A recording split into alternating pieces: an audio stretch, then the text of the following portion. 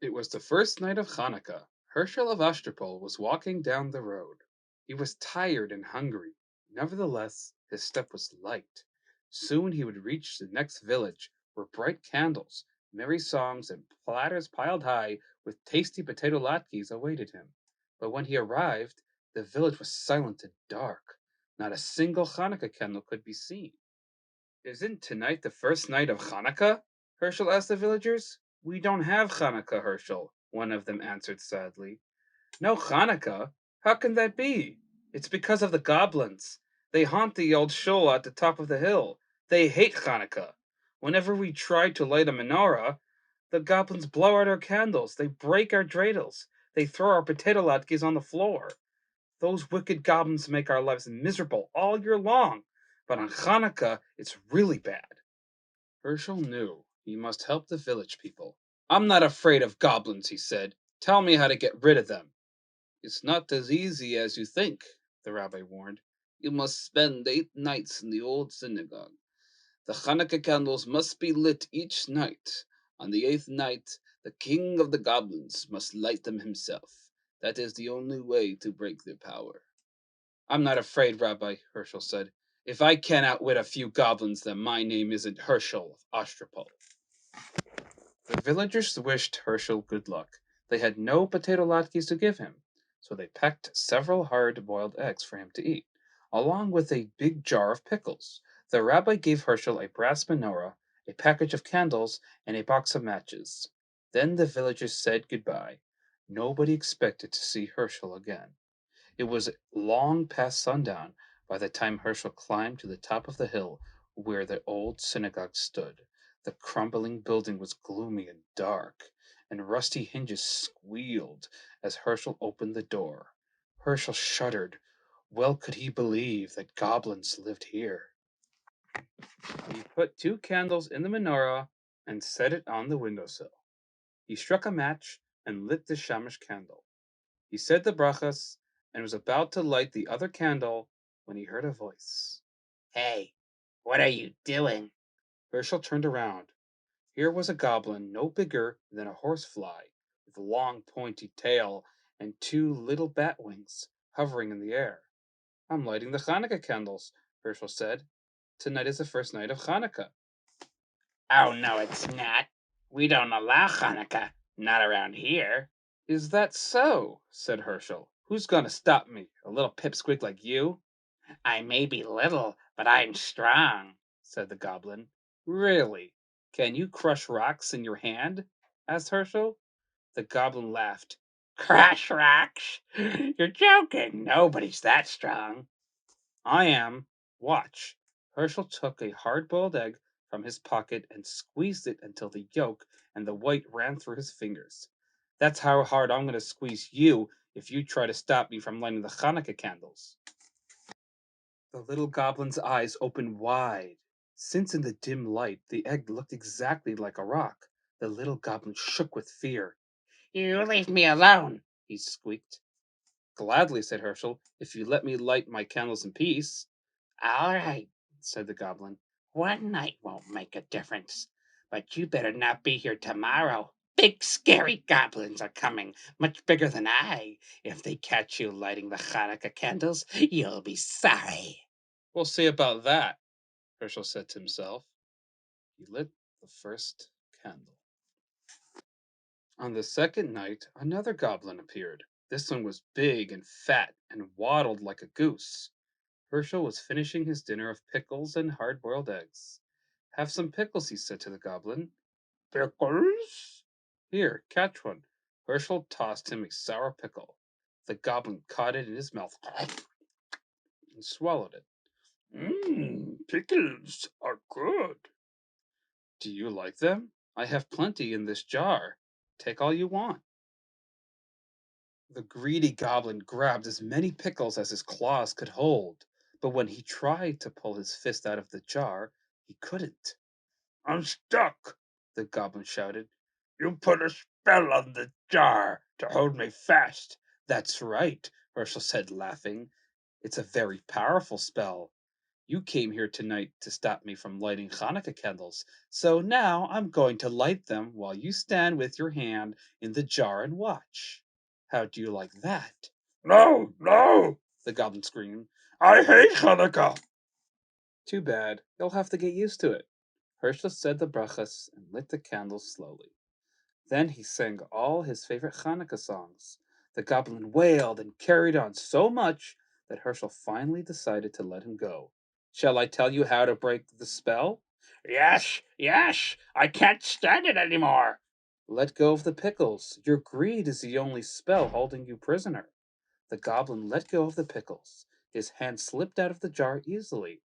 How that goblin raged! He had stood with his hand in the pickle jar while Herschel lit the Hanukkah candles under his nose. The furious goblin stamped his foot so hard that he shattered into a million pieces. The wind blew them away. The third night came. Herschel felt something watching him as he set the candles in the menorah. Instead of lighting them, he began playing with the dreidel. An hour passed. Herschel looked up. Sitting across the table was another goblin. This one had a fiery red face and two enormous horns. It's getting late, the goblin said. When are you going to light the candle? Later, there's plenty of time. Herschel spun his dreidel. This is more fun, What are you playing with? the goblin asked. It looks like a top. It's a dreidel. Don't you know about dreidels? No. Too bad. Dreidels are lots of fun. You can make lots of money if you know how to play. Really? The goblin was interested now. All goblins like money. This one was no exception. How do you play? It's very simple, Herschel said, but you must have gold. That's the first rule. I have plenty. Is this enough? The goblin poured a pile of gold coins onto the table. That's fine, Herschel said. Listen carefully now. This letter is Shin. If it comes up, you give me a handful of gold. This letter is Hay. If it comes up, you give me half your gold. This is Gimel. If the dreidel falls on this letter, you give me all your gold. Understand? Wait, there's another letter left. What about this one? That's Nun. If the dreidel falls on Nun, I don't give you anything. Ready? Let's play. You go first. The goblin spun the dreidel. The little top whirled round and round. When it fell, the letter on top was Shin. Too bad, Herschel said, taking a big handful of the goblin's gold. Try again. Maybe you'll have better luck. The goblin spun the dreidel once more. This time it fell on Hay. This isn't your night, Herschel said, helping himself to half the goblin's gold. One more time. Your luck is bound to improve. Once again, the goblin spun. This time, the dreidel landed on Gimel. Too bad, Herschel sighed as he took the rest of the goblin's gold. Would you like me to spin? Yes. The goblin grumbled. He was very unhappy about losing his money. Herschel spun the dreidel. This time, the letter Nun was on top. Oh my, I don't give you anything. I get to keep all the gold. Say, that was fun. Get some more gold and we'll play again. What about the Hanukkah candles? We'll light them later. There's plenty of time, Not for me. the goblin said.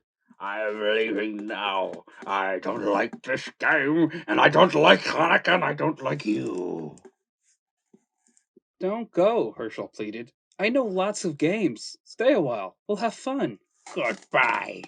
The goblin spread his wings and swooped out the door and flew off into the night.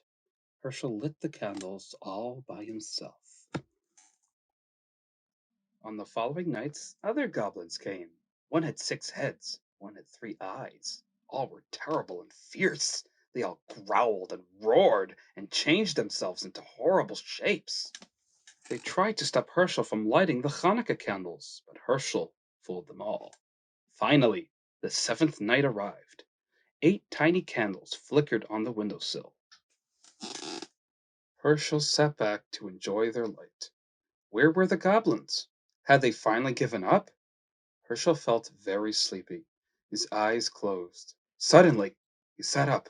He heard a horrible sound, a voice that sounded like cracking of bones. Happy Hanukkah, Herschel of Ostropol. Who is it? Who's there? Don't you know who I am, Herschel? Weren't you expecting the king of the goblins? The voice rose to a hurricane roar. It ripped the shingles of the synagogue roof and shattered the windows. The Hanukkah candles reeled in the savage blast, but they did not go out. You're too early, Herschel shrieked. You're not supposed to come until tomorrow. The great wind died down. Don't worry, Herschel. I'm far away, but I have the power to see you and speak to you. Enjoy this Hanukkah evening, my friend. It will be your last. Tomorrow night I will come for you. You fooled my slaves, the other goblins. Let's see if you can fool me. Poor Herschel. What was he to do? The king of the goblins was on his way, and no power on earth could stop him, unless. Herschel had an idea. It was a big chance, but he had to take it. It was the only way to save himself and Hanukkah. It was the last night of Hanukkah. Herschel set the candles in the menorah, but instead of placing it on the windowsill, he put the menorah and the box of matches on a small table near the door. Then he sat down to wait. Night fell. It grew dark as pitch inside the old gloomy synagogue. Outside, the whole world lay cold and silent. Suddenly, a great gust ripped the synagogue door from its hinges. The whole building shook, and a fearsome voice spoke. Herschel of Ostropol. Did I hear something? It is the king of the goblins. Herschel laughed. Don't be silly. You're one of the boys from the village. You're trying to scare me. I am not a boy. I am the king of the goblins. I'll believe it when I see it. Show yourself to me. Behold, I stand before you. Do you believe me now? Herschel tried not to look. Even in the darkness, he could see the outline of an enormous shape filling the doorway, a figure too horrible to describe. He pretended not to care. It's too dark. I can't see anything. A candlestick and some matches are by the doorway. Why don't you light a few candles? Then I'll see what you really are. Indeed you shall. A match flared. The shamash candle caught the flame. Herschel's blood turned to water at the awful sight before him, but he did not lose courage. Master of the world, he silently prayed, thou who created the heavens and the earth, stand by me now. Then he addressed the goblin. It's still too dark. What are you afraid of? There are plenty of candles. Why not light them all? A hideous hand took the shamish candle and lit the others one by one. Herschel felt himself growing faint, but he forced himself to look. His eyes grew wider and wider as each candle caught the flame. 6, 7, 8. The king of the goblins stood before him. Now, Herschel, do you know who I am? I know you're not Queen Esther. Very funny. Enjoy the joke. It will be your last. That's what you think. Be gone, or I'll take a stick to you. How dare you speak to the king of the goblins that way? I'll speak to you any way I please. You have no power. Your spell is broken. See, the menorah's lit. You thought those were ordinary candles you were lighting. They weren't. They were Hanukkah candles, and you lit them yourself. The king of the goblins roared with fury. The earth trembled, and a mighty wind arose, ripped up the synagogue's roof, and blew down the walls. It splintered the great timbers and scattered them like matchsticks. And around the menorah the whirlwind howled, but the candles never flickered. They burned with clear and steady flames. The king of the goblins had no power over them. The spirit of Hanukkah had triumphed. The great wind vanished as suddenly as it had risen. Herschel rubbed his eyes. The night was as still as before, even though the synagogue was gone. Walls, floor, roof, even the foundation stones had vanished, but the menorah remained standing tall upon the little table where Herschel had placed it. Herschel waited until the last candle burnt out. Then he started down the road that led to the village. I'd better hurry, he thought. I don't want to miss the last night of Hanukkah. But there was no reason to worry. In every window there stood a menorah with 9 gleaming candles to light the way. The whole village was waiting for him.